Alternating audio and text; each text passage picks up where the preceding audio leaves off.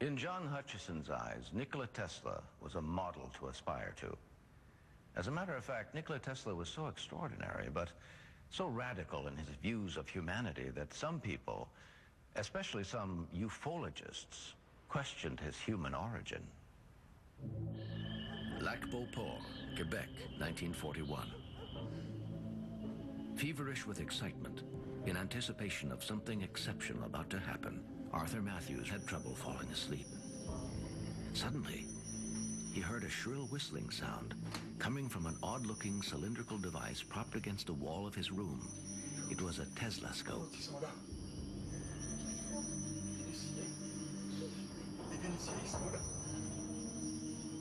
Matthews jumped out of bed and headed outside, excited by what was happening. He headed to his lab at the back of the garden.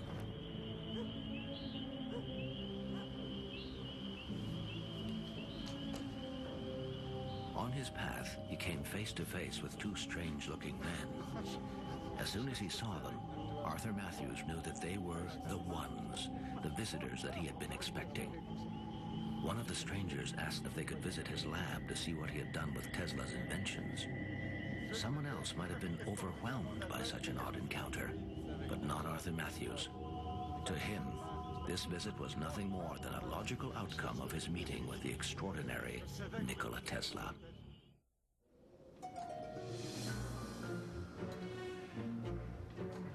Born in England in 1892, Arthur Henry Matthews was still a child when his parents decided to emigrate to Canada. He soon developed an avid interest in everything relating to electricity.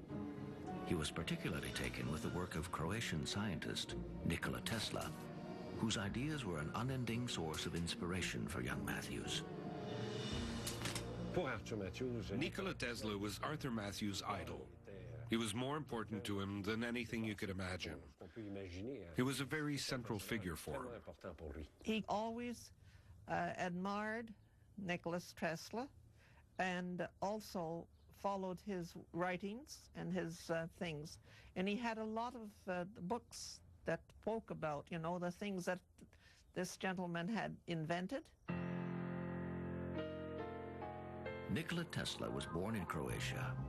In 1884, he moved to the United States, where his brilliant mind revolutionized industrial society.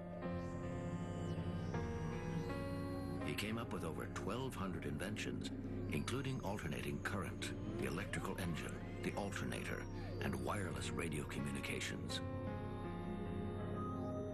Tesla claimed that he could transmit electrical current without cables.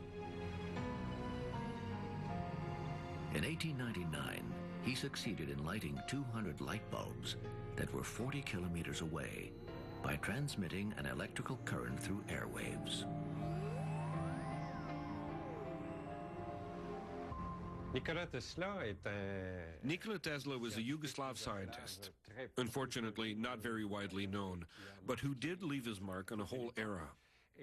Tesla reportedly met, or should we say Arthur Matthews reportedly met Nikola Tesla right here in Quebec. But from this point on, we don't really know what is fact or fiction.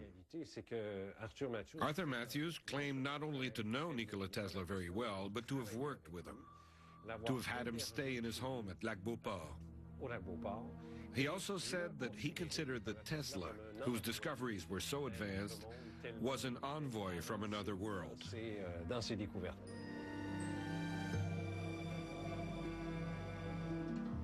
This meeting between the master and the student would forever change the life of the aspiring engineer. Matthews knew that Tesla was his mentor, and he would follow in his footsteps. He continued to correspond with the Croatian inventor until Tesla's death in 1943.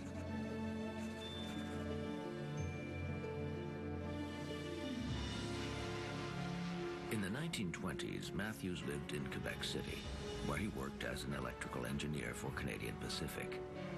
His brilliance gained him the admiration of his colleagues. He had already come up with several inventions, including the initial concept of radar, which he never succeeded in marketing due to a lack of financial support. My father invented many things. He never got credit for it. In 1918, my brother was born. I was born in 1916. Now, my brother's name was Ray, not short for Raymond. His name was Ray because Dad had invented the radar.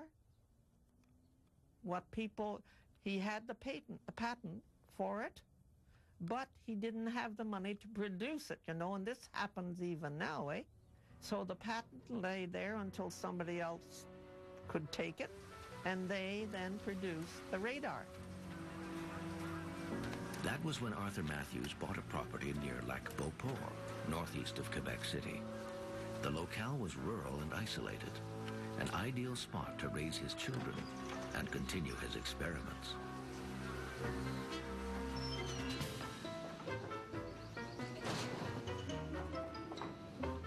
The shed behind the house was the perfect spot to set up his lab.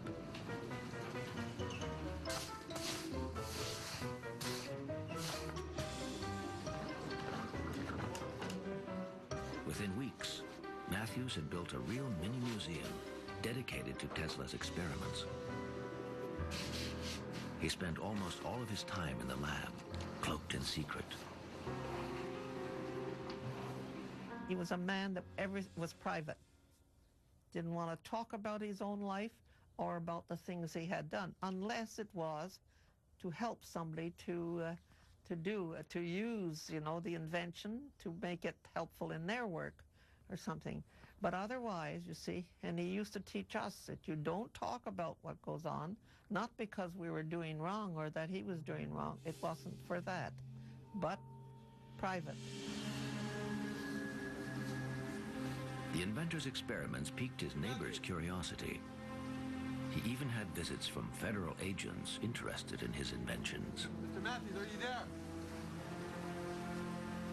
I know that Mother mentioned different times about Dad having been in contact with someone, and they wanted to know about his writings, and the different Air Force men and others that come to talk to him and discuss about things. And he would talk to them about it and show them things, but I have no knowledge of it. In 1938, Arthur Matthews began working on a project that proved to be his most controversial undertaking ever, the Tesla-scope, an odd device capable of picking up alien signals.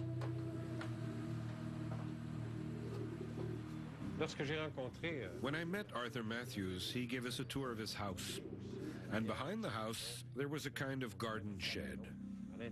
Inside, we saw scientific instruments that were beyond our comprehension.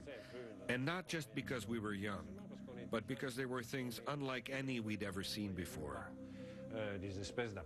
Weird machines whose function was far from obvious. Arthur Matthews took one of these machines down and put it on the ground. And I took a picture of Arthur Matthews and his machine.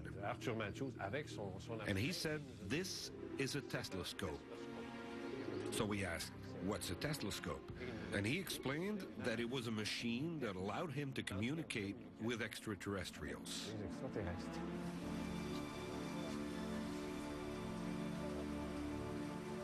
According to Arthur Matthews, he was visited several times by Venusians. Over time, Matthews was invited aboard a large flying saucer that was 210 meters in diameter and 90 meters high, referred to as X-12. Arthur Matthews told me and my colleague about his experiments and things that he had talked about with Nikola Tesla. But more than anything else, he went on about this huge spaceship that had landed not far from his property at Lac-Beauport. According to him, the Venusians with whom he had had contact had come on this vessel. And on the basis of these contacts, he had built his theory that Nikola Tesla was an extraterrestrial. Arthur Matthews was a secretive man. For years, he never spoke about his unusual visits. Then in 1971, he wrote a book about them called The Wall of Light. The Wall of Light est un document que... The Wall of Light is a document published by Arthur Matthews that recounts all his experiences, his whole life, his relationship with Nikola Tesla, and most of all, that tries to sell the idea that Nikola Tesla was an extraterrestrial brought to Earth by a Venusian spaceship. When you hear that for the first time, you're obviously going to say, that's crazy. But it's also obvious that Arthur Matthews was a superlatively intelligent man, utterly convinced. And this document, The Wall of Light, is the most obvious illustration of his conviction. Le plus évident.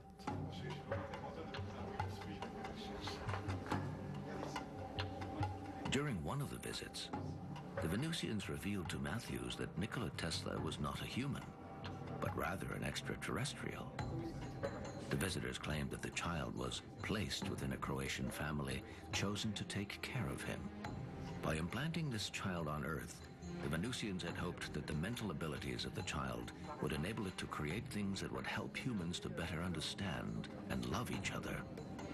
Arthur Matthews rarely spoke of his encounters with the visitors from outer space. He was always a very private person, you see, and I was not one that would say, why? Why did you do this? Why did you do that? I didn't do that. My sister would, but I never. The double life led by Arthur Matthews is somewhat reminiscent of mathematician John Nash in the movie A Beautiful Mind. Arthur Matthews remained a discreet, secretive man who sought neither fame nor recognition. So what are we to make of his encounters with Venusians described in detail in his journal? What about his trips on board spacecraft that were powered simply by mind control? Did his perfect mind seek perfect answers that only existed in an imaginary world? Or did his mind see a parallel universe that we don't see? This might sound far-fetched. It might seem completely ludicrous, but I can tell you that this individual's dignity, grace, and elegance were such that aside from everything else, when we looked at Arthur Matthews and his telescope, we were very impressed. Pushing the boundaries of knowledge in an effort to improve the lot of humanity, Arthur Matthews and John Hutchison, like dozens of other researchers around the world, followed proudly in the footsteps of Nikola Tesla. In the quest for new knowledge, it may be hard at times to tell the difference between illusion and reality, unless they complement each other. Fantastic encounters, enigmatic disappearances, strange